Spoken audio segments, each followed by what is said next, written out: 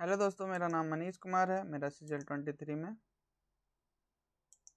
81 rank का है। आज मैं आपको ना 15 बहुत ही अच्छे क्वेश्चन का ना सॉल्यूशन कराऊंगा। एक क्वेश्चन ना मैंने नहीं बनाया, ठीक है। एक क्वेश्चन एसएससी में या तो आया है या कहीं। सारे क्वेश्चन मतलब अच्छे अच्छे क्वेश्चन है। मैं बहुत ज़्यादा डॉट वगैरह सॉल्व करता हूँ तो उन सारे डॉट में ना मैंने चुन के 15 ऐसे क्वेश्चन निकाले हैं ना जो जिसके मेंस में आने के चांसेस ज़्यादा हैं ऐसे क्वेश्चन का। और काफ़ी अच्छा क्वेश्चन है। बहुत लोगों ने ऐसे क्वेश्चन मतलब ये सब क्वेश्चन है ना जो अच्छे अच्छे स्टूडेंट ने मुझे डॉट में भेजा था, मैंने उनका सोल्यूशन उन लोगों को बताया था, ठीक है। तो देखेंगे 15 क्वेश्चन।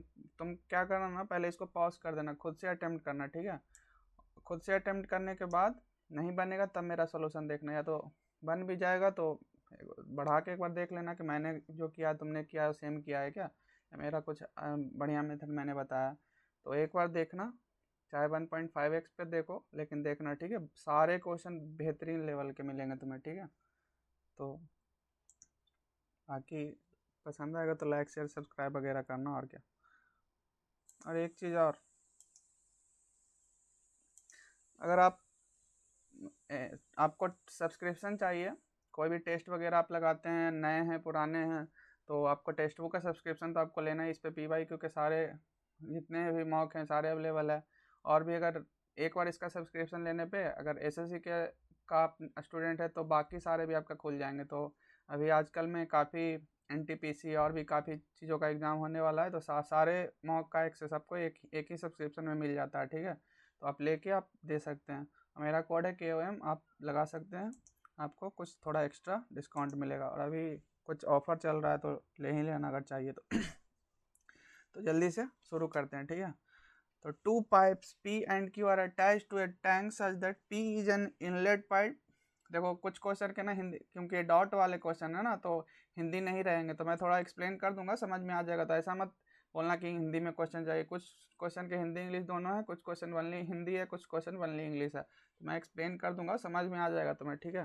तो दो पाइप है, ठीक है। एक टैंक से लगा हुआ, एक P है जो इनलेट है जो उसको फिल करेगा, और एक Q है जो आउटलेट पाइप है जो उससे बाहर जाएगा पानी टैंक से, ठीक है। तो इसमें क्या बोल रहा है ना, the rate of flow of Q is 10 metre cube per minute higher than the rate of P। यानी कि देखो एक P है एक Q है, ठीक है। Q क्या कर रहा है, खाली कर रहा है। P क्या कर रहा है, भर रहा है। और Q का जो रेट है, जिस रेट से वो फिल कर रहा है वो 10 ज़्यादा है।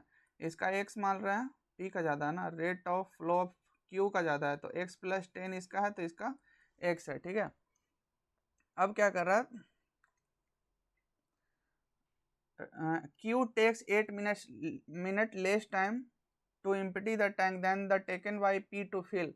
यानी कि इस ये जितना टाइम ले रहा है ना उससे इसको 8 मिनट टाइम कम लग रहा है, ठीक है। तो इसका देखो, एक तो बेसिक मेथड है कि, और टैंक का कैपेसिटी भी दे दिया है कि 2400 मीटर क्यूब है। तो हम क्या करेंगे, x इंटू टी ऐसे लिख देंगे, x into t equal to 10 + x into t-8 ऐसे करके लिख के इक्वल टू 2400 कर देंगे। इसको डायरेक्ट मल्टीप्लाई करो, x t से कट जाएगा, और बाकी इन दोनों का जो मल्टीप्लाई करोगे तो 10t-8t और प्लस में माइनस में 80 आएगा। तो उसको सॉल्व करोगे ना तो उससे वहाँ से आ जाएगा, लेकिन वो थोड़ा लंबा, थोड़ा क्या बहुत लंबा टाइम लगेगा। उसमें कम से कम आपको 1.5 से 2 मिनट लगेगा। लेकिन मैं इसका मेथड ना, मैंने इसको अलग तरीके से कैसे सोचा है, देखो एक क्रॉस प्रोडक्ट करके तुमने पढ़ा होगा, ठीक है। क्रॉस प्रोडक्ट नहीं पढ़े हो तो एक बार पढ़ लेना। मैं अभिनय शर्मा सर से एक क्रॉस प्रोडक्ट सीखा हूँ, ठीक है। तो इसमें क्या होता है ना कि दो नंबर का अगर मल्टीप्लाई है, x इंटू वाई अगर कांस्टेंट है, दो नंबर का मल्टीप्लाई है अगर कांस्टेंट है तो x अगर बढ़ेगा तो y घटेगा, ठीक है। तो इसका ना जब इस तरीके का क्वेश्चन है ना कि एक बढ़ाएगा दूसरा घटाएगा, तो इसमें जब देता है ना तो क्वाड्रेटिक बन जाता है, उसमें काफ़ी लंबा। इस जो क्वेश्चन मैंने अभी बताया ना बेसिक तरीके से, इसको भी करोगे तो क्वाड्रेटिक बनेगा। क्वाड्रेटिक सॉल्व करना पड़ेगा, या तो हिट एंड ट्रायल से निकल जाएगा, या तो बाय ऑप्शन देख सकते हो, ठीक है। तो क्वाड्रेटिक तो ठीक है, लेकिन क्रॉस प्रोडक्ट ना जनरली उस क्वेश्चन में बताते हैं जो स्पीड डिस्टेंस टाइम वाला में बताते हैं, ठीक है।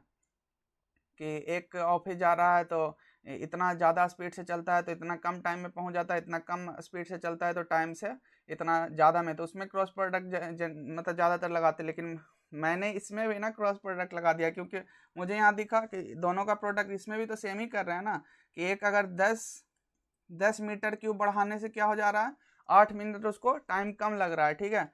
और तो इसमें मैंने क्या किया कि इसमें क्रॉस प्रोडक्ट, इसमें क्या करते हैं ना कि इसको मल्टीप्लाई कर करके चेक करते हैं। जैसे 40 हो गया, 10 को 4 से किए तो 8 चौ 32, इसको 5 से करेंगे तो 50, 8 5 40, यहाँ पे 6 से करेंगे तो देखो यहाँ पे मल्टीप्लाई करके, अब क्रॉस मल्टीप्लाई करके हम देखते हैं, ठीक है। तो 4 चौ 16 बन रहा है, यानी कि हमको अभी और ज़्यादा चाहिए, तो और नेक्स्ट वाला देखेंगे। तो 6 से मल्टीप्लाई करेंगे तो इधर 8 6 48, अब इसको क्रॉस मल्टीप्लाई करेंगे तो 50 और 48 को 60 और 40 को कितना करेंगे तो क्या आ जाएगा, 2400 आ जाएगा, यानी कि इतना मेरा आ गया। तो यही आंसर हो जाता है, ठीक है। एक क्या है, इंक्रीज, मतलब जब ज़्यादा बढ़ाएंगे स्पीड रहता है, तो जब स्पीड बढ़ा हुआ है तो ये वाला स्पीड है, जब घटा हुआ है कम स्पीड पूछेगा तो ये बता देंगे, बढ़ा हुआ स्पीड पूछेगा तो ये बता देंगे। अब इसमें हम देखेंगे कि पूछ किसका रहा है और कौन बड़ा है कौन छोटा है, पहले देख लेते हैं, ठीक है। तो rate of flow of Q is 10 metre cube per minute higher than the, यानी कि क्यू का ये है और पी का इसका है, हाइयर मतलब हाइयर क्यू का है, तो जो 60 है वो ज़्यादा है 10, तो क्यू वाला 60 है और पी वाला 50 है। अब पूछ किसका रहा है, पी का पूछ रहा है, तो 50 इसका 50 मीटर क्यूब इसका आंसर आ जाएगा। मैंने इतना एक्सप्लेन किया ना, तो इस सेकंड में सॉल्व होता है, 15 सेकंड में मैंने इसको सॉल्व किया है। जिसने डॉट, मतलब 15 सेकंड में तो नहीं, इसको मैंने थोड़ा सोचा, तो 30 सेकंड सोचने में और 10 सेकंड सॉल्व करने में, क्योंकि ये तरीका नहीं तो बेसिक से करेंगे तो 2 मिनट तो कम से कम 1.5 2 मिनट तो लगेगा ही लगेगा, ठीक है। तो 50 मीटर की इसका आंसर है। बहुत ही अच्छे अच्छे क्वेश्चन है जो डाउट में आए और मुझे काफ़ी इंपॉर्टेंट लगे कि ऐसे आ सकते हैं। और एक कंसेप्ट तुम स्पीड डिस्टेंस टाइम जो क्रॉस प्रोडक्ट पढ़ा है ना, वो भी सिर्फ उसी में स्पीड डिस्टेंस टाइम में लगाता होगा, लेकिन मैंने यहाँ भी लगा दिया, क्योंकि दो नंबर का प्रोडक्ट सेम है, तो उसमें भी क्रॉस प्रोडक्ट आराम से लगा सकते हैं, ठीक है। तो अब एक क्वेश्चन है, इतना बढ़िया क्वेश्चन है ना कि क्या ही बताऊँ इसको जब मैंने देखा ना तो मुझे लगा यार सॉल्व कैसे होगा। इसमें देखो कंसर्न,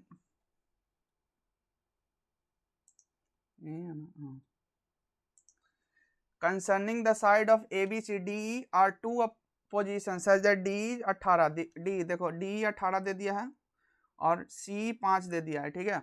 अब DC 90 है और ABC इस एंगल को ना, एंगल B को 3.6 यानी 36/10 लिख देते हैं, ठीक है। 36/10 दिया हुआ है। अब पूछ रहा है A इक्वल टू इस एंगल को पूछ रहा है, और ए वाला जो एंगल, ये tan दिया हुआ है यार, ये tan ABC, tan B का वैल्यू 36/10 दिया हुआ है, ठीक है।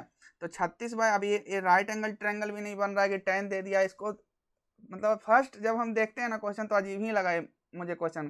काफ़ी इजी है, मैं बता दूंगा तो तुम्हें भी इजी लगने लगेगा, लेकिन काफ़ी अच्छा क्वेश्चन है, ठीक है।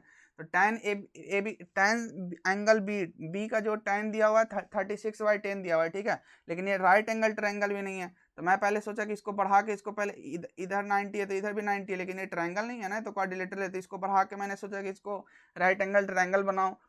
फर्स्ट था तो यही आया, लेकिन फिर मुझे लगा कि उससे लेकिन कुछ बनता दिख नहीं रहा है। फिर मुझे ध्यान, मतलब मेरा जो नज़र गया इस पे गया कि ये तो राइट एंगल ट्रायंगल है, इसको तो बनाना पड़ेगा, लेकिन ये जो ऊपर वाला ट्रायंगल है वो तो राइट एंगल ट्रायंगल है ना। तो उसमें पहले मैंने ये 18 और 5 को देख के ना मुझे अच्छा तुरंत क्लिक कर गया कि 18 का 5 का मतलब 18 5 का मतलब क्या है, 36/10। तो इसका यहाँ पे tan C, तो यहाँ पे tan C क्या है, 18/5 है,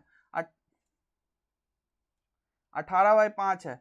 तो इसका मतलब क्या होता है, ये भी तो 36/5 ही है ना, या तो इसको 18/5 कर लो, इसको 36, यानी कि एंगल बी और एंगल सी इक्वल आ गया, ठीक है।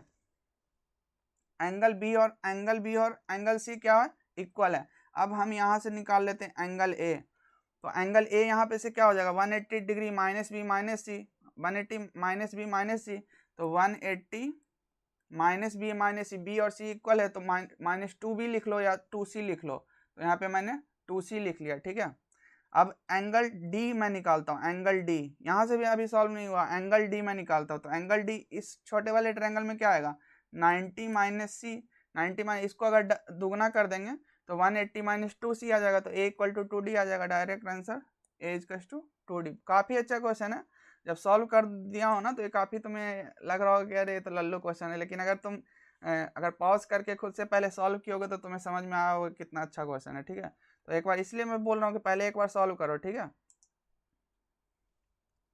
फिर सॉल्यूशन मेरा देखो, ये तो भाई इतना तगड़ा क्वेश्चन है ना, इतना तगड़ा के मत पूछो। ये तो बहुत इस क्वेश्चन का स्क्रीनशॉट लेके तुम्हारे जितने भी इंटेलिजेंट दोस्त है ना, ग्रुप है ना, उनमें इस ए डॉट पूछ के देखना एक बार, ठीक है,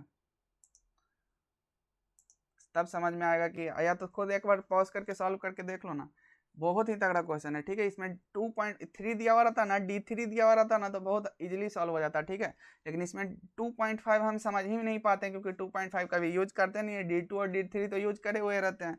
तो इसमें देखो, इसमें क्या दिया हुआ है, D2 अपॉन में D2.5, जो SI और CI का डिफरेंस होता है 2 साल का, वो कितना होता है, D2 होता है, और D2.5 दिया हुआ है, ठीक है।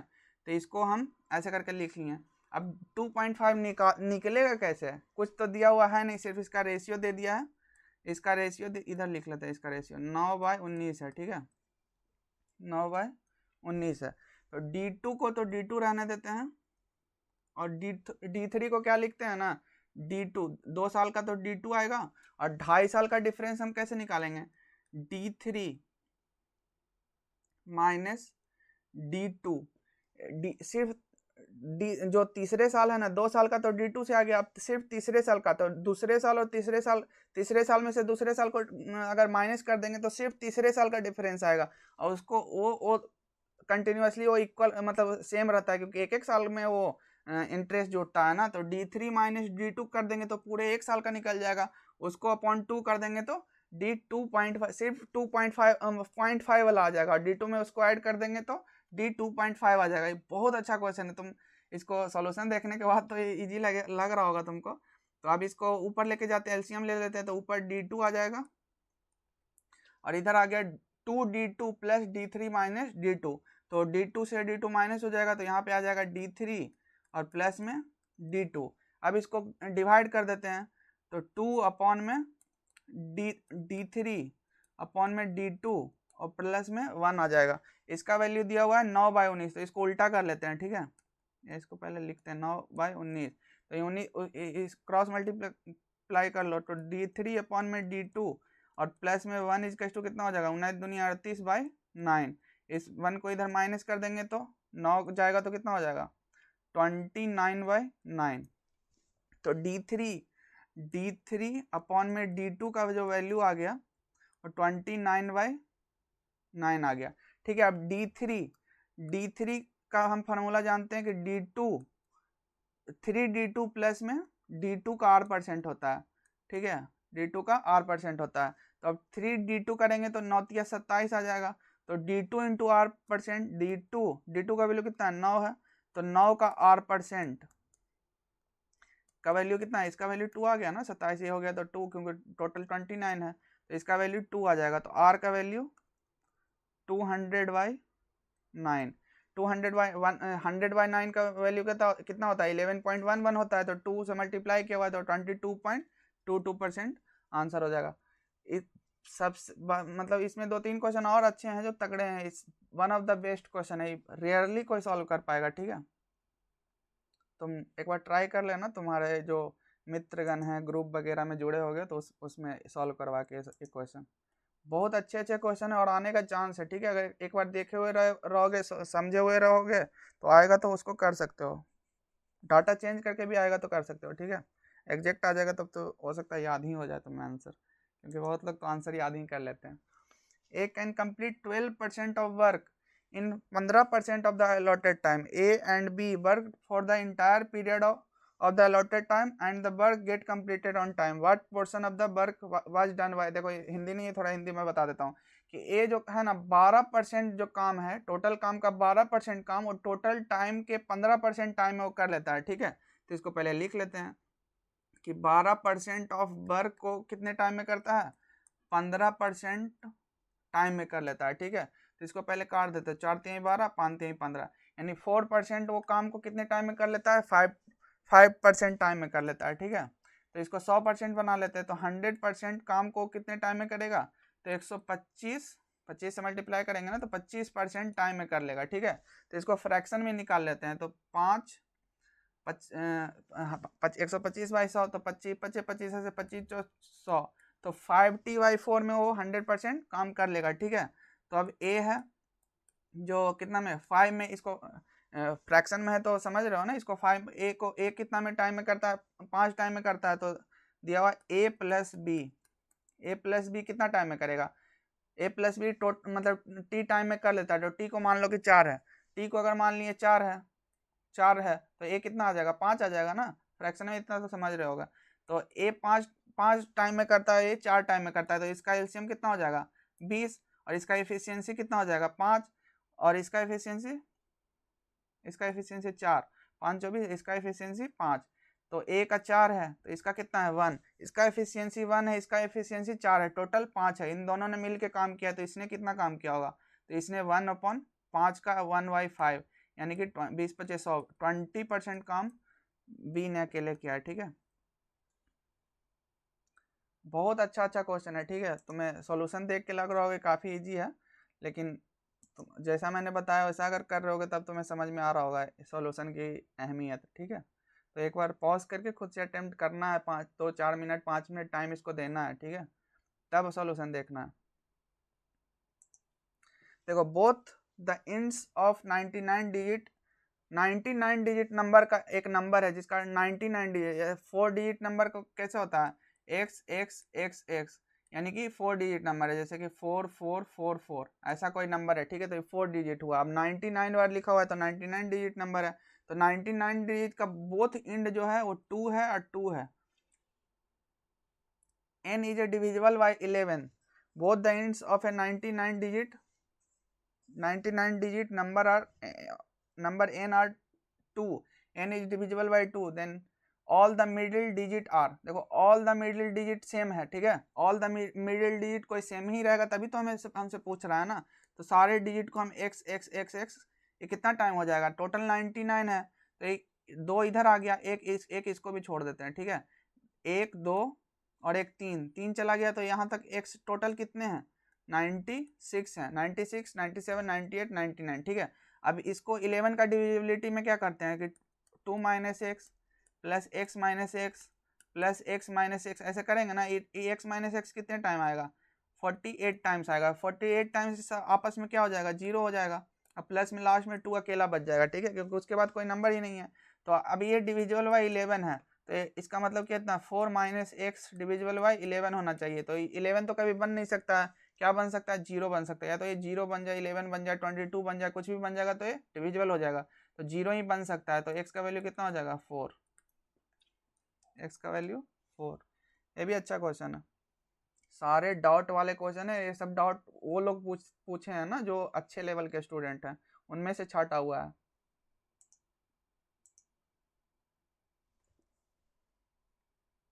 देखो ये तो काफ़ी लोग कर लोगे क्योंकि ये काफ़ी रिपीटेड क्वेश्चन, काफ़ी बार ये आया हुआ है, एग्जाम में भी आया, एसएससी में भी आया हुआ है, और फिर भी बहुत लोग से नहीं होता है, काफ़ी बार काफ़ी लोगों ने मुझे ये डाउट भेजा, इसलिए मैंने इसको इंक्लूड किया है, ठीक है। बहुत अच्छा क्वेश्चन ये नहीं है, मतलब अच्छा तो है।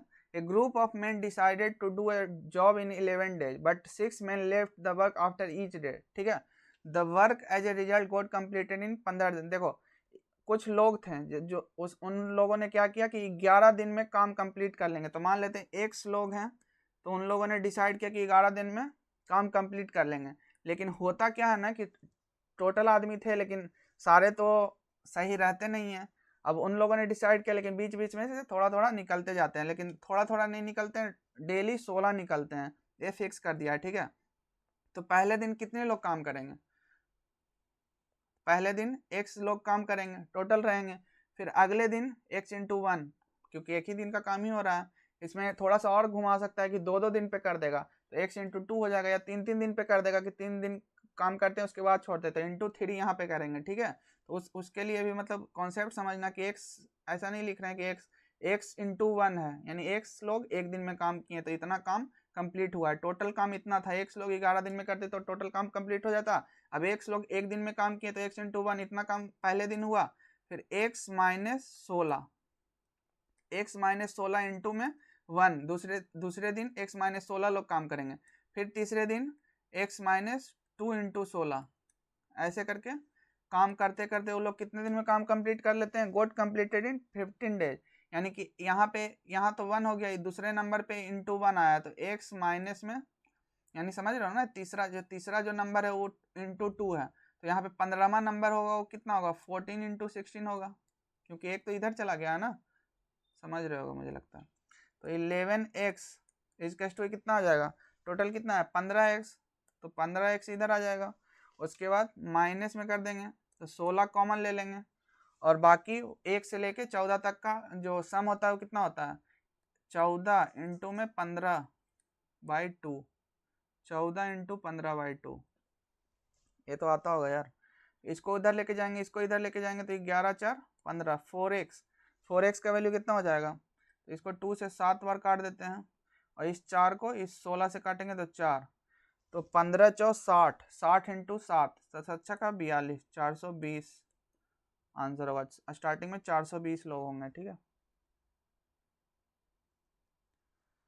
स्क्रीनशॉट वगैरह लेना चाहते हो तो ले सकते हो।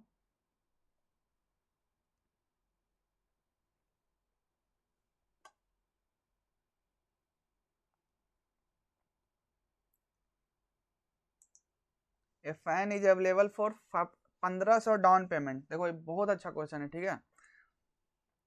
One fan is available for 1500 down payment and 440 का 5 इक्वल इंस्टॉलमेंट है, मंथली इंस्टॉलमेंट है, ठीक है। 24% एनुअल इंस्टॉलमेंट है। इसको एक बार करके देखो पॉज करके, ठीक है, उसके बाद मेरा सोल्यूशन देखना। 24% annual interest is charge under the instalment plan, the cash value of fan will be cash. देखो एक जो पंखा है ना वो 1500 रुपया में डाउन पेमेंट करके बाकी का जो पेमेंट है उसको इंस्टॉलमेंट में दे रहा है, ठीक है। 440 रुपया का इंस्टॉलमेंट है और 24% एनुअल इंस्टॉलमेंट है और मंथली इंस्टॉलमेंट दे रहा है, तो एक मंथ में जो इंस्टॉलमेंट है वो कितना हो जाएगा, 2% हो जाएगा, 12 दूनी 24, ठीक है। अब देखो हम सेम उसी तरीके से करेंगे, जो एसआई का इंस्टॉलमेंट का मेरा वीडियो भी देखे होगे या जिस टीचर से पढ़े होगे, अगर ये मेथड बताते हैं तो 100 का इंस्टॉलमेंट कितना है, 5 इंस्टॉलमेंट है, 1 2 3 4 5, तो पहले साल में ये 100 इंस्टॉलमेंट दिया, इतना दिया, तो इसको जब करेंगे तो कितना आएगा, इस 100 को अगर इंस्टॉलमेंट में ना दे के लास्ट में दिया होता तो कितना देता, 102 इसको देना पड़ता, इसको कितना देना पड़ता, दो महीने का इंटरेस्ट तो 4%, तो 104 106 108 1 2 3 4 5, तो कितना आ जाएगा 500, 8 6 14, 14 4 18 2 20, तो 520 रुपये इसको पेमेंट करना पड़ता है, ठीक है। देखो अब लेकिन ये 100 नहीं है, जो इंस्टॉलमेंट है हम 100 मान रहे हैं, लेकिन 100 नहीं ना हो के क्या है 440 है, ठीक है। तो ये 520 नहीं होगा, तो एक का वैल्यू कितना हो जाएगा 440/100, तो 440/100 इंटू में 520,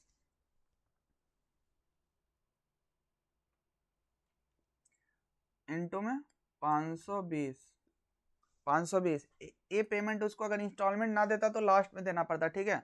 अब जो हमको प्रिंसिपल है, प्रिंसिपल को अगर स्टार्टिंग में प्रिंसिपल सिर्फ लेता, इंस्टॉलमेंट फिर इंस्टॉलमेंट नहीं देता, सीधे 5 महीने के बाद वो देता, तो उसको कितना देना पड़ता, 110%, 10% उसको इंटरेस्ट, प्रिंसिपल 100 है तो उसको 110% इंटरेस्ट भी देना पड़ता, यानी कि कितना हो जाएगा 110 अपॉन में 100, इतना हम करते नहीं, सीधा 10 से 11 लेते, 11 का वैल्यू है तो 10 का वैल्यू निकाल देते हैं, लेकिन समझ रहे हो ना थोड़ा सा, तो कुछ लोग होंगे जो थोड़ा डायरेक्ट ना समझे होंगे, तो ज़्यादा लोगों को समझ में आए, इतना मेहनत कर रहा हूँ तो ज़्यादा बेटर है ना, इससे इसको काट दो और इससे इसको काट दो, तो एक्स का वैल्यू कितना आ जाएगा, तो 4 दूनी 8, 4 पच्चे 20, 2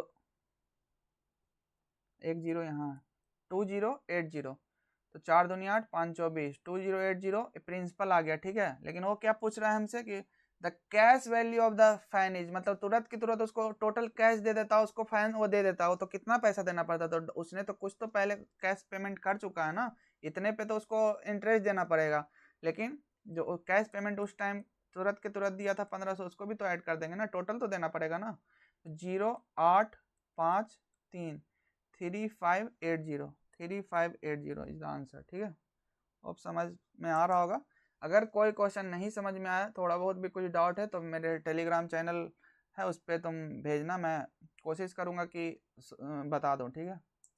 लेकिन कुछ लोग अब परेशान करने लगते हैं कि आप रिप्लाई नहीं कर रहे, तो थोड़ा मैं अपने फ्री टाइम जब रहेगा तभी करूँगा, ठीक है, उसी के अकॉर्डिंग थोड़ा रेडी रहना। देखो ये भी बहुत अच्छा क्वेश्चन है, बहुत ज़्यादा अच्छा क्वेश्चन है, ठीक है। A B C can independently do a work in A B C 15 दिन में काम करता है। ये तो हिंदी में है तो जरूरत नहीं ज़्यादा एक्सप्लेन करने का। क्वेश्चन सॉल्यूशन एक्सप्लेन करूंगा, क्वेश्चन समझ पढ़ के समझ लेना, ठीक है। तो A B C can independently do a work in 15 days 20 days and 30 days respectively. They work together for the same time after which C leaves. देखो सी छोड़ देता है काम, तो पहले तो इसका एफिशिएंसी निकाल लेते हैं। इसका एलसीएम 60 हो जाएगा, 3 दूनी 60, 20 तिहाई 60, 15 चौ 60, ठीक है। तो अब क्या करता है, देखो अब क्या करता है, तीनों एक साथ काम स्टार्ट करता है, लेकिन सी काम छोड़ देता है। तो मान लेते हैं कि सी एक्स दिन काम किया है, ठीक है, तो 2 इंटू में एक्स दिन काम करेगा, ठीक है। अब प्लस में, काफ़ी अच्छा क्वेश्चन है, थोड़ा देखना अच्छे से समझना, या तो पहले अटेम्प्ट कर लोगे तो खुद समझ में आ जाएगा कितना अच्छा क्वेश्चन है। फिर मान लेते हैं कि बाई दिन इन दोनों को, ए और बी को, बाकी टोटल स्टार्टिंग में और टोटल मिला के बाई दिन काम किया, ए टोटल बाई दिन काम किया, यानी एक्स प्लस बाई दिन काम किया। एक्स तो साथ में कर लिया होगा सी के, उसके बाद सी छोड़ दिया तो बाई दिन और काम किया, तो एक्स प्लस वाई, 4 और 3 7, 7 एक्स प्लस वाई। तो इसका वैल्यू कितना आ जाएगा, इसका वैल्यू, टोटल वर्क है 60 के इक्वल होना चाहिए, ठीक है।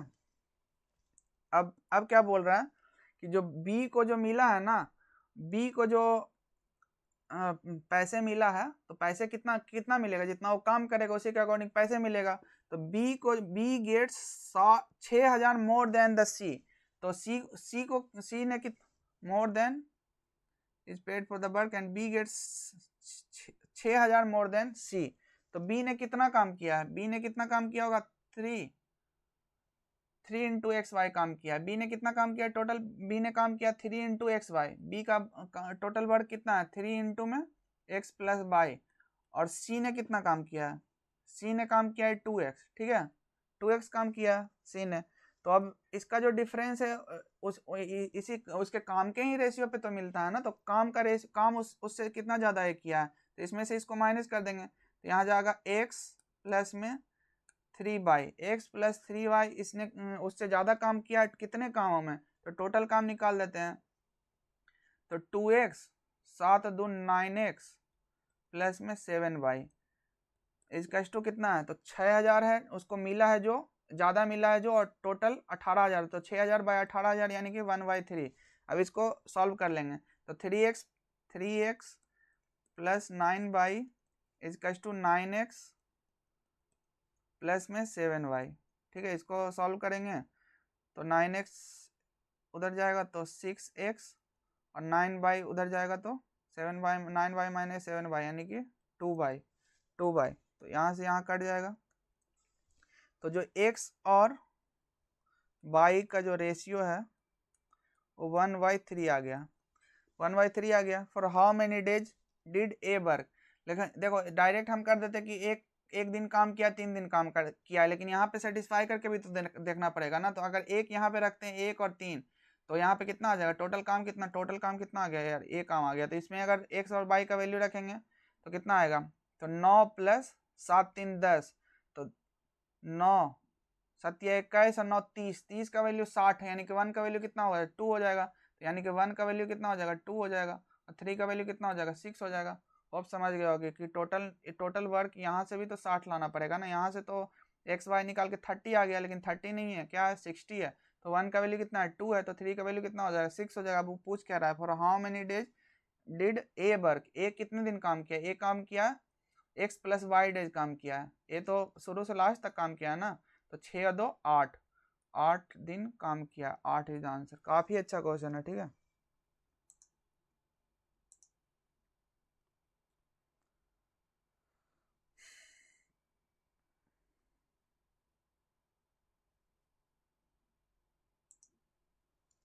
अभी हैज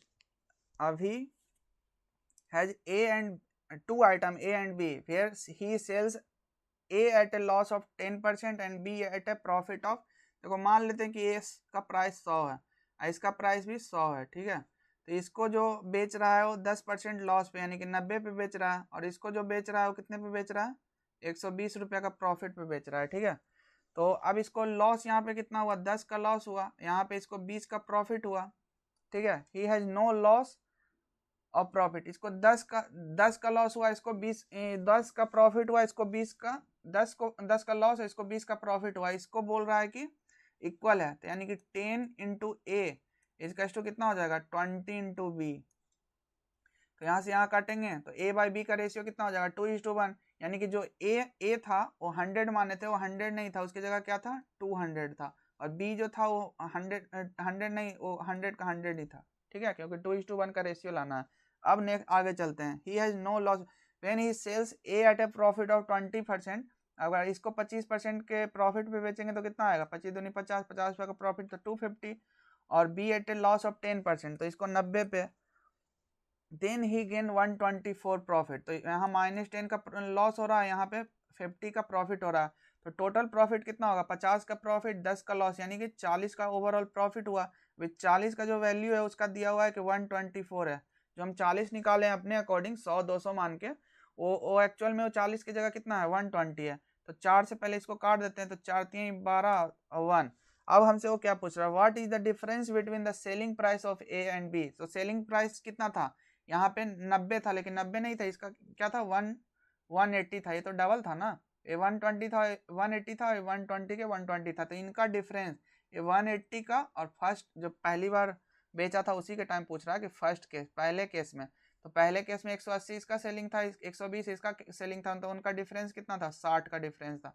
तो 10 का वैल्यू 31 है, तो 60 का वैल्यू कितना हो जाएगा, तो इंटू 6 कर देंगे, तो 6 का ही 6 तिया 18, 186 इज द आंसर। तो ये अच्छा क्वेश्चन है, सारे क्वेश्चन चुन चुन के मैंने लाए हैं। ठीक है, चुन चुन के, जो डॉट में बहुत सारे और भी डॉट थे, लेकिन उतना मुझे वो सही नहीं लगा, और थोड़े कुछ इजी थे, कुछ थे, वो सब आगे देखेंगे। अगर आप लोग को वीडियो पसंद आएगा, आप ज़्यादा अगर व्यूज़ वगैरह जाएगा, अच्छा मतलब व्यूज़ जाने का मतलब क्या है कि ज़्यादा लोगों को पसंद आ रहा है, फ़ायदेमंद तो है, अब तुम लोग पे डिपेंड करता है, क्योंकि बहुत लोग तो आलतू फालतू वीडियो ज़्यादा देखते हैं और पढ़ने वाला ढंग का वीडियो कम देखते हैं, तो उस पर भी बहुत सारी चीज़ें डिपेंड करता है। बाकी छोड़ो, चलेगा तो चलेगा, नहीं चलेगा तो कोई बात नहीं, लेकिन अगर ज़्यादा चला तो मैं ऐसे और अच्छे वीडियो लाऊंगा जिसमें कि ऐसे ही चुने चुने डाउट वाले क्वेश्चन कराऊंगा। ठीक है, जो मुझे लगेगा कि काफ़ी बेहतरीन है, मेंस में आने का जिसका चांस काफ़ी है।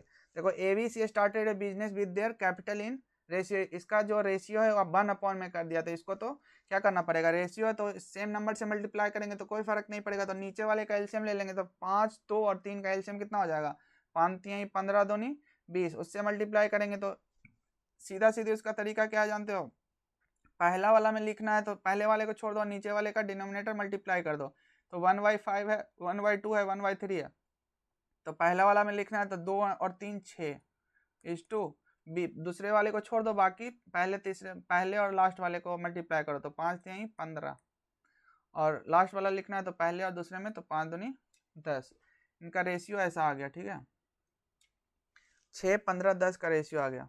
अब क्या बोल रहा है, at the end of every 4 month. ठीक है, तो स्टार्ट चौथे मंथ के बाद ये लोग क्या करता है, सी रिड्यूसेस हिज कैपिटल बाय 50%। देखो, अब 50% उसको कैपिटल घटाना है, तो हम पहले जो इसको माने थे ना, उसको इसको पहले तो बढ़ा लेते, नहीं तो पॉइंट में आ जाएगा। ठीक है, ठीक है, तो अभी रेशियो है ना, रेशियो को तो कुछ भी रख सकते हैं, तो इसको पहले ही हम कर लेते हैं 40 कर लेते हैं, 2 बार घटाना है ना, 2 बार 50% करना है, तो इसको 40 कर लेते हैं, सबको 4 से मल्टीप्लाई कर दो, तो 15 चौ 60, और 6 चौ 4 से मल्टीप्लाई कर रहे हैं ना, तो 6 चौ 24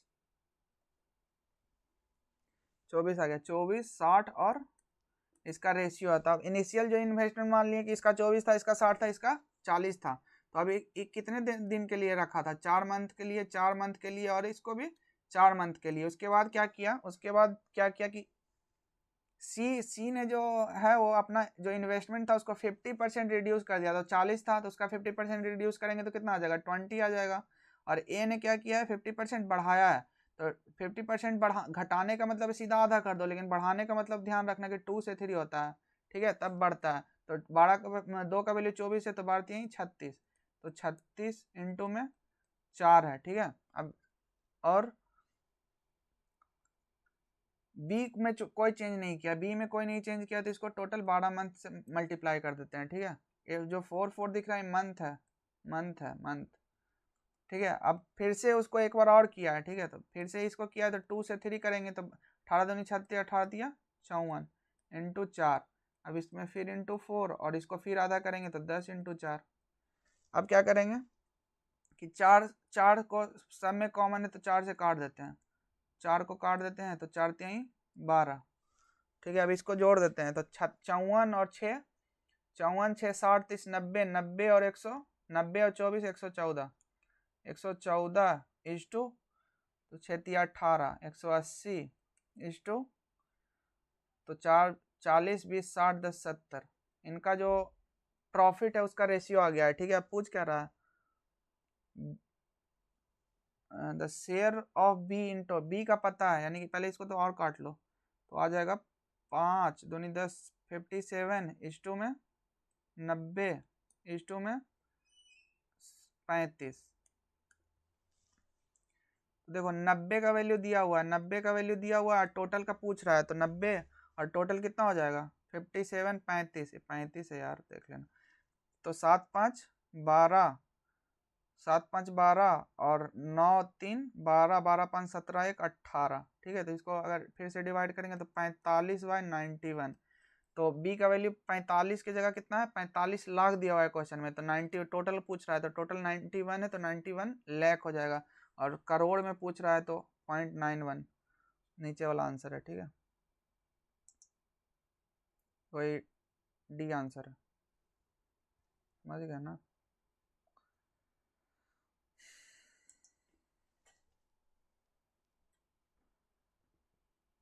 15 बहुत ही बेहतरीन क्वेश्चन है, ठीक है।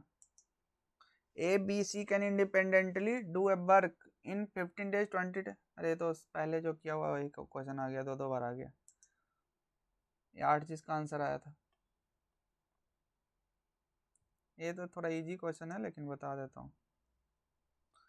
इस टाइप का क्वेश्चन काफ़ी आता है, ठीक है, प्री में भी आता है मेंस में भी आता है, तुम देखना उठा के, इसलिए मैंने इसको डाला है, इजी ही है। पी देखो जो पार्टनरशिप का क्वेश्चन होता है ना बहुत इजी, उसमें कुछ कॉन्सेप्ट ही नहीं, पार्टनरशिप में कोई कॉन्सेप्ट नहीं है, सिर्फ वो प्रिंस जो इन्वेस्टमेंट इनटू टाइम करना रहता है, ठीक है। उसी में थोड़ा बहुत ऊपर नीचे कर देगा कि इतने महीने के बाद इतना घटा देता है, उतना घटा देता है, सब इतने महीने के बाद जोड़ देता है, घटा देता है, उसमें सब सम करके टोटल निकाल दोगे डायरेक्ट आंसर आएगा। लेकिन इसमें थोड़ा कैलकुलेटिव बना देता है क्योंकि इसमें कुछ कॉन्सेप्ट तो है नहीं कि कॉन्सेप्ट घुमा सके, तो इसमें थोड़ा कैलकुलेटिव कभी कभी कर देता है कि इतना घटा देगा उतना जोड़ देगा, तो इसमें काफ़ी थोड़ा सा उसमें फ्रस्ट्रेशन सा होता है, उसमें मिस्टेक होते हैं। मेरे से भी एक क्वेश्चन कुछ पिछले दिनों कुछ आया था मॉक लाइव में, मैंने शायद गलत किया था। P started A business with इतना आफ्टर एम मंथ, देखो पी ने स्टार्ट किया है, पी ने और क्यू ने,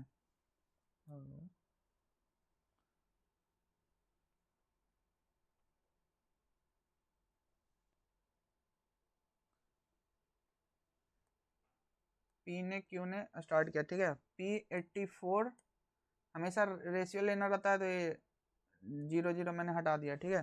पी का इन्वेस्टमेंट 84 है, क्यू का इन्वेस्टमेंट 90 है, ठीक है।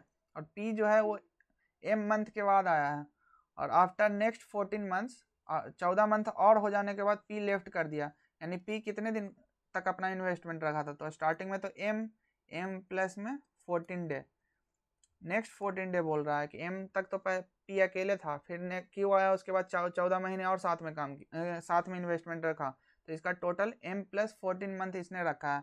अब इसने जब एम के बाद आया था उसके बाद कंप्लीट 3 साल तक इसने अपना इन्वेस्टमेंट बना के रखा, कहीं कुछ नहीं बोला है घटाया हटाया है कुछ भी। तो यहाँ पे कितना हो जाएगा 36 मंथ, और स्टार्टिंग में बस एम मंथ तक उसने नहीं रखा था, ठीक है। इसको इससे मल्टीप्लाई करेंगे तो इसका रेशियो दिया हुआ है, रेशियो पी और क्यू का जो प्रॉफिट यही तो होता है ना, इन्वेस्टमेंट इनटू टाइम का ही रेशियो होता है, तो इससे इससे काट दो अब, तो कितना आएगा 6 से कट जाएगा, तो 14 छक 84, 15 छक 90, ठीक है। यहाँ पे 2 3 नहीं है यार, यहाँ तो 5 है, तो 5 तिहाई 15, 2 सत्ते 14। तो यहाँ पे आप निकाल लो, तो 7m प्लस में 14 सत्ते 98 इजकस टू 18, 3 3 9 1 10 माइनस में 3m। तो यहाँ पे 7 में 3 जुटेगा तो 10m इजकस टू कितना आ जाएगा, 10 आएगा। तो m का वैल्यू कितना आ जाएगा, 1। एक ही मंथ के बाद वो आ गया था। इजी क्वेश्चन है लेकिन थोड़ा सा ठीक था तो मैंने करा दिया, ठीक है। और काफ़ी ऐसे क्वेश्चन आते हैं, इंपॉर्टेंट है। ये भी इजी क्वेश्चन है लेकिन करवा ही देता हूँ। देखो इसमें क्या करना है ना, सबसे पहले ऐसे वाले क्वेश्चन देखना ना तो z/z वाला फॉर्म में लाने का कोशिश करना। इसमें मुझे दिख रहा है ऊपर में भी 12 है, ऊपर में भी 12 है, तो यहाँ पे भी 12 आएगा। कट कोट के कुछ ना कुछ होगा, नहीं भी होगा तो उसको नीचे लाएंगे। तो इसको पहले इसको फैक्टराइज कर लो। तो इसको पहले मुझे दिख रहा है कि 4 है, तो 4 इकाई 4, 4 या ठीक 32 है। तो अब 4 इंटू में 9, इंटू में 9 इकाई 9, 9 दूनी 18। तो अब मुझे दिख गया कि कितना कितना आ गया, 9 चौ 36। तो 36 इंटू में 4 इंटू में 3, इसका रूट है तो 36 का 6 आ जाएगा और 4 का 2 आ जाएगा, यानी कि 12√3। 12√3 है, 12 से 12 कट जाएगा। तो z प्लस 1/z का वैल्यू कितना आ गया, √3 आ गया। इसका तो बहुत लोग डायरेक्ट याद रखते हैं, नहीं भी याद है तो इसको स्क्वायर कर दो। तो 1/z² प्लस 1/z² कितना हो जाएगा, 3 - 2 यानी कि कितना आ जाएगा, 1 आ जाएगा। अब ए नहीं याद होगा तो एटलीस्ट ए तो याद होगा कि ए रहता है तो z की पावर मतलब x plus 1/x is to 1 है, तो x³ का वैल्यू कितना हो जाता है, 1 हो जाता है। कैसे होता है वो भी मैं बताता हूँ। देखो इधर z² है, इसको देखो ऐसे करके याद रखना। मुझे रटना पसंद नहीं था तो मैं ऐसे करके याद रखता हूँ। इसका टू 1 है, ठीक है। देखो यहाँ पे इसको एलसीएम लेंगे तो क्या हो जाएगा, x² आएगा प्लस 1 आएगा, उधर में x जाएगा, ठीक है। तो x को इधर लेके आएंगे तो यहाँ पे -x इज टू 0 आएगा। इस क्या है देख रहे हो, x²। अगर इसमें x प्लस 1 अगर और ऐड कर देते हैं तो क्या बन जाएगा, x³ - 1 बन जाएगा इसके टू 0। तो x³ का वैल्यू कितना हो जाएगा, 1 आ जाएगा। तो यहाँ पे हमेशा इसको ध्यान रखना कि इधर लेके जा रहे हैं, इसको यहाँ से जब लेके जाएंगे तो माइनस वाला टर्म आएगा। माइनस वाला टर्म किस में आता है, प्लस x³ प्लस माइनस वाला टर्म किस में आता है, माइनस वाला टर्म प्लस में आता है। यहाँ पे प्लस आएगा यार, मैंने गलती कर दिया। यहाँ पे माइनस आया यानी कि x प्लस, जैसे a³ प्लस b³ करते हो ना, तो a प्लस बी इंटू में a² plus b² minus a भी आता है। और a³ माइनस b³ एक a माइनस b का जब a³ माइनस b³ करते हैं तो a माइनस बी इंटू में a² plus b² plus a भी आता है, ठीक है। तो हमेशा ध्यान रखना कि इधर यहाँ पे प्लस है तो उधर लेके जाएंगे तो माइनस आएगा। माइनस आएगा यानी कि प्लस वाले का आएगा, x³ प्लस 1 आ जाएगा। x³ प्लस 1 आ जाएगा तो x³ का वैल्यू कितना हो जाएगा, -1 हो जाएगा। तो यहाँ z की पावर 6 का वैल्यू कितना हो जाएगा, -1 हो जाएगा, ठीक है। तो अब यहाँ से डायरेक्ट कर लेना कि 3618 सही किया है ना यार मैंने। z² plus 1/z² is to 3 - 2 1। अब z -1 आएगा, -1 यानी कि +1, +1 यानी कि -1 आएगा, ठीक है। यहाँ पे +1 है तो अंदर लेके जाएंगे तो माइनस वाला टर्म आ जाएगा। माइनस वाला टर्म आएगा यानी कि x³ प्लस, हाँ ये 1 रहता है ना तो x³ प्लस 1 इज टू 0 होता है। ये ध्यान रहता है कि अगर 1 है तो 1 आएगा, ठीक है। तो यहाँ पे z की पावर 6 -1 आ गया। आप तो बच्चा सॉल्व कर लेगा कि x पावर z 6 है तो 6 18 18 यानी कि -z आ जाएगा। अब प्लस में 6 × 5 = 30, 6 × 5 = 30, तो ये भी माइनस आएगा। पावर ऑड है ना तो -1 में z आ जाएगा। तो -z प्लस 1/z का तो वैल्यू √3 पता ही है, तो -√3 आंसर हो जाएगा। इस मेन ये वाला जो तरीका था ना, ये वाला बताने के लिए मैंने इसको लिया था, ठीक है। कि बहुत लोग रटते हैं और भूल जाते हैं। मेरा भी एक साल से मैंने कुछ रिवीजन कुछ नहीं किया, फिर भी मुझे क्यों याद है, क्योंकि मैंने कुछ ना कुछ मैं उसमें लगा देता हूँ। जैसे इंग्लिश में निमोनिक्स वगैरह टाइप से करते हैं ना, उस तरीके से मैं या तो कंसेप्ट ही घुसा देता हूँ या तो कुछ ना कुछ कर देता हूँ ऐसा, ताकि मैं उसको रिवीजन ना भी करूँ तो मुझे याद रहेगा, ठीक है।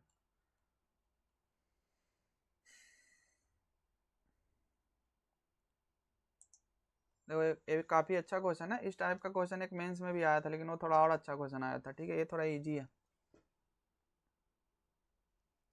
देखो cost price and selling price of a rice are same. Cost price जितने में खरीदता है उतने में बेच देता है, लेकिन ड्यू टू फॉल्टी मशीन करके वो ठग रहा है, तो द सेलर अर्न्स 15% प्रॉफिट कमा रहा है। ठीक है, यहाँ से हमको सिर्फ पता चला है कि 15% प्रॉफिट कमा रहा है। फिर x is the cost price of 1 kg rice का दाम अब क्या है, एक्स रुपीज है। ठीक है, एंड द मशीन, तो एक्स है कॉस्ट प्राइस है, उसको सेलिंग प्राइस एंड विच सो 100 ग्राम की जगह 985 ग्राम दे रहा है। What should be the selling price, तो सेलिंग प्राइस मान लेते हैं कि बाई है, सेलिंग प्राइस बाई है। अब वो 1000 की जगह कितना दे रहा है, 1000 की जगह 950 दे रहा है, यानी कि उसको 50 ग्राम का बेनिफिट हो रहा है।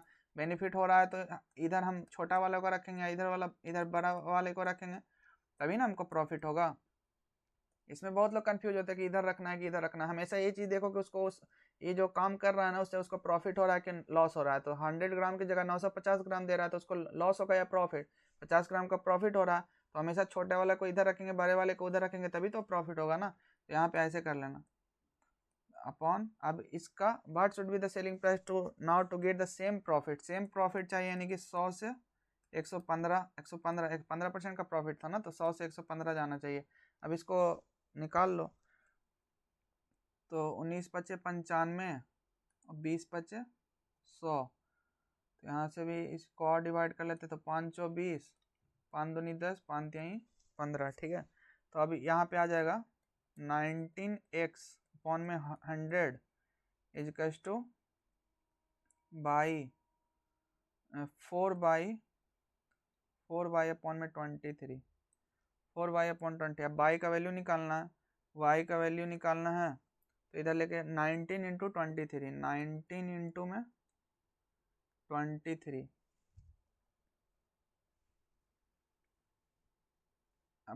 अपॉन में 400 करना है। ठीक है, तब इसको या तो डायरेक्ट मल्टीप्लाई कर दो 1957 के साथ, या तो 21 का स्क्वायर -2 का स्क्वायर करोगे, उसमें भी आ जाएगा। 21 का स्क्वायर करेंगे तो कितना आ जाता है, 441 माइनस में 2 का स्क्वायर यानी 4, यहाँ पे आएगा 437, यही आएगा। 19 डायरेक्ट कर लो, 19×57 ईजी तो है। 19×57 के साथ बाकी में पाए 19×2 = 38 और 5 = 43, 430/400। तो इसको जब डिवाइड करेंगे तो 4×1 = 4 और 2 जीरो है तो पॉइंट लगा देंगे, 4 0 4×9 = 36 और एक बच जाएगा तो 25, 1.925x इज आंसर।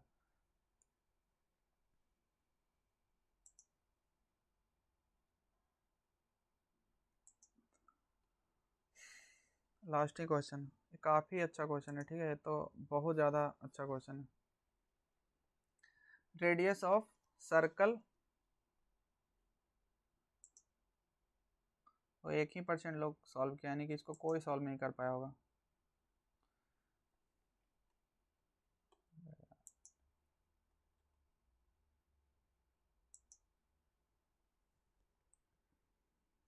अरे छोटा कैसे हो गया।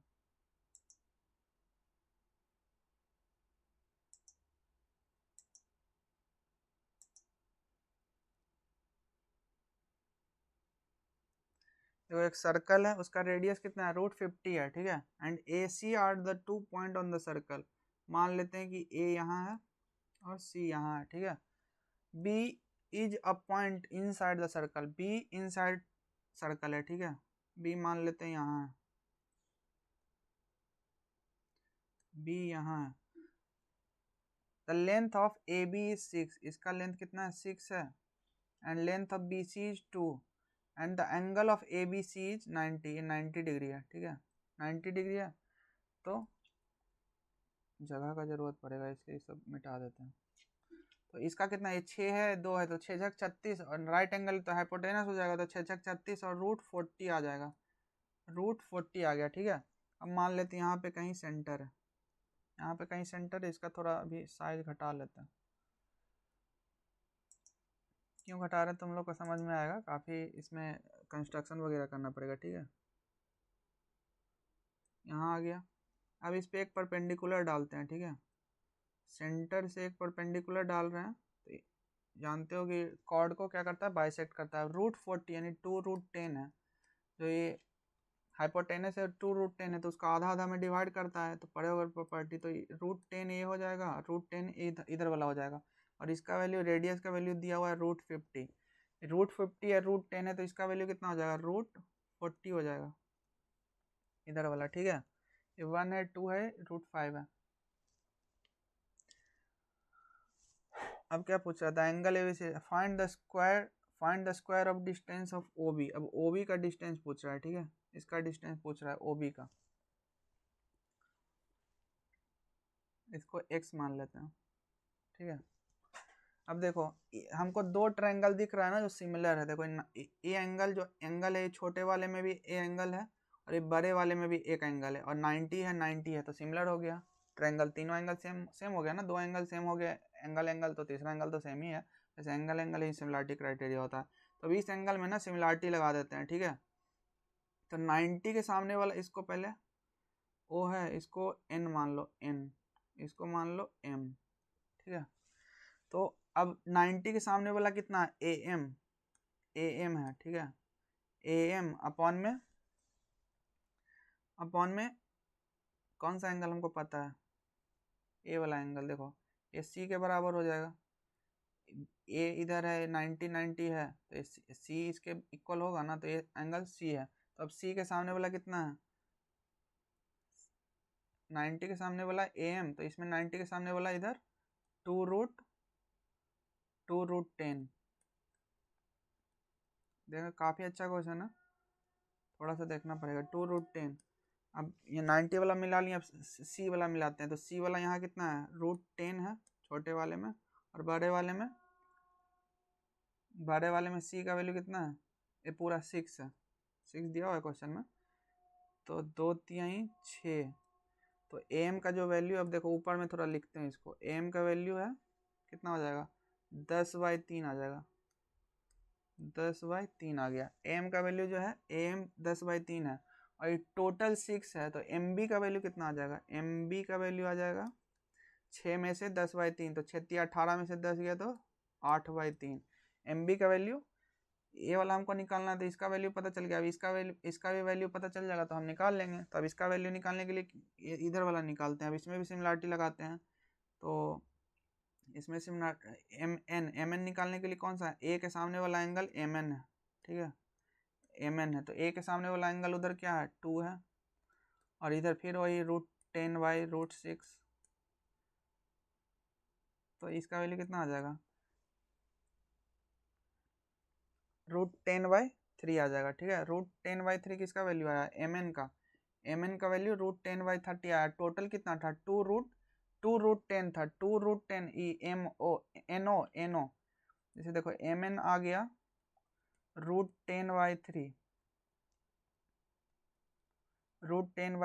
और ये पूरा एन ओ कितना है, 2√10 है, तो 2√10 में से √10/3 घटाएंगे, तो 3×2=6 में से 1 गया, तो 2√10 ही है ना, 2√10 है, तो 3×2=6 में से 1 गया, तो 5√10/3 आ जाएगा। 5√10/3 किसका आ गया वैल्यू, अब एम एन का आ गया, एमओ का आ गया, एमओ का आ गया 5√10/3, एमओ का वैल्यू 5√10/3 आ गया।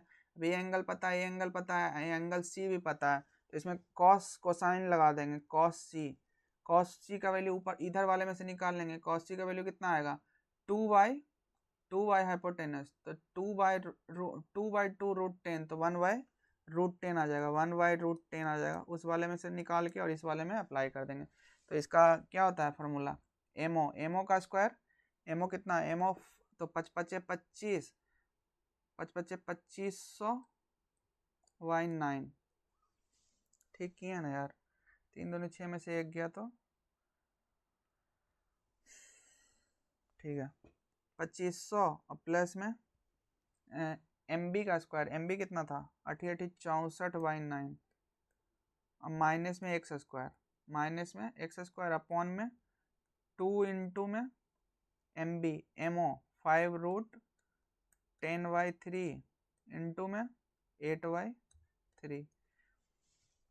अब देखो, अब इसमें ऐड कर देते हैं तो 1/√10, 1/√10 इज टू कितना 2564, 2564 माइनस में 9x² अपॉन में कितना आ जाएगा 9 आ जाएगा। यहाँ पे से 5 दूनी 10, 80, 80√10/9, तो 9 से 9 कट जाएगा, √10 से √10 कट जाएगा।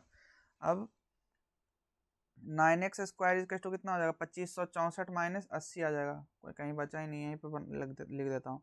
तो 9x², इसको क्रॉस मल्टीप्लाई करेंगे तो 80 उधर जाएगा ना। अब इसमें से 80 माइनस कर दो तो 2560 में से 80 जाएगा तो 4, कुछ गड़बड़ हुआ है यार, 25 25 250 है यार, 250 है, 250 यहाँ पे गड़बड़ की है, 250 है ना, √10 का स्क्वायर तो 10 ही आएगा ना, तो 250, तो 254, 250 प्लस 64 कितना हो जाएगा 4, 4 और 6 5 11, 314, 250 में से 64 जोड़ेंगे तो 314 आएगा। बाकी सब सही है, यहाँ पे थोड़ा गड़बड़ हुआ। 314 में से अब 80 घटा दो तो 4 में से 0 गया, 314 में से 80 घटा देंगे तो 4 का 4 आ जाएगा, 8 3 आ जाएगा, 8 3 11, और 3 में से 2 बचा है तो 2 3 4, तो इससे इसको काट देंगे तो 9, 9 दूनी 18, 18 और 5 9 छक्का 54, x² ही पूछ रहा है तो x² का वैल्यू कितना 26 आ गया, 26 आंसर। काफ़ी अच्छा क्वेश्चन था, इतना घिंच पिच हो गया इसलिए तुमको लग रहा होगा, लेकिन बनाया जा सकता है, ठीक है। लेकिन ऐसा नहीं कि स्टार्टिंग में बनाया जा सकता है। अगर रीजनिंग अगर मेंस में आ गया तो रीजनिंग में 20-22 मिनट में अगर कर लियो, 38-39 मिनट टाइम बचा हुआ है, बाकी सारे इसको स्किप करके बाकी सारे क्वेश्चन कर लियो, लास्ट में 3-4 मिनट बचा हुआ है तो 3 minute is more than enough, इसको 3 मिनट में किया जा सकता है, ठीक है। तो चलो हो गया, ख़त्म हो गया दोस्तों, कहाँ गया, ख़त्म हो गया, द एंड हो गया, ठीक है। तो सारे क्वेश्चन मैंने करा दिए, सारे क्वेश्चन बहुत अच्छे थे, एक बार देखना अच्छे से, और जैसा भी होगा तो आप लाइक शेयर सब्सक्राइब वगैरह शेयर वगैरह करना, ठीक है। ज़्यादा से ज़्यादा लोगों को के पास ये जाएगा ना, ज़्यादा से ज़्यादा लोग देखेंगे तो मुझे भी थोड़ा मोटिवेशन मिलेगा ना, तो मैं और इस टाइप के वीडियो लाऊंगा, ठीक है। कहाँ गया है, और वही है कि टेक्स्ट बुक का सब्सक्रिप्शन लेना है तो देख लेना, मेरा KOM कोड है वो लगा के ले लेना, कुछ 13-12% कुछ मिल जाएगा, अभी डिस्काउंट चल रहा है तो ले सकते हैं। थैंक यू दोस्तों, जय हिंद जय भारत, और लाइक शेयर सब्सक्राइब करना यार। बहुत लोग बेकार लोग होते हैं, देखते हो ना, आलतू फालतू कमेंट करते रहते हैं, मैं तो पढ़ता भी नहीं हूँ, लेकिन कुछ लोग मुझे बताते हैं कि अरे ऐसा कर, थोड़ा बहुत मैं देखता हूँ लेकिन ज़्यादा मैं देखता नहीं हूँ, क्योंकि मुझे पता है बहुत वहाँ पे नाली के कीड़े भरे पड़े हैं खुद का कुछ सिलेक्शन विलेक्शन होता नहीं है, इधर से उधर घूमते रहते हैं और दूसरों के जाके कमेंट सेक्शन में आलतू फालतू लिखते हैं। लिखने वाले को लिखने दो, बाकी मुझे सपोर्ट करने वाले भी मैं देखता हूँ काफ़ी लोग रहते हैं तो अच्छा लगता है, लेकिन कोई बात नहीं, जिनको करना करने दो यार, मुझे कोई फ़र्क नहीं पड़ता बाकी उनका ही टाइम वेस्ट हो, वैसे तो भाई तो उनका टाइम का कोई यूज है नहीं। तो शेयर वेयर करना यार, ठीक है, ज़्यादा से ज़्यादा लोग देखते हैं तो मुझे अच्छा लगता है, थोड़ा और करने का मोटिवेशन मिलता है, ठीक है। तो अपना टाइम निकाल के थोड़ा अच्छे वीडियो बनाएं, तुम्हें फ़ायदा तो बहुत होगा इस वीडियो से। तो थैंक यू, जय हिंद जय भारत।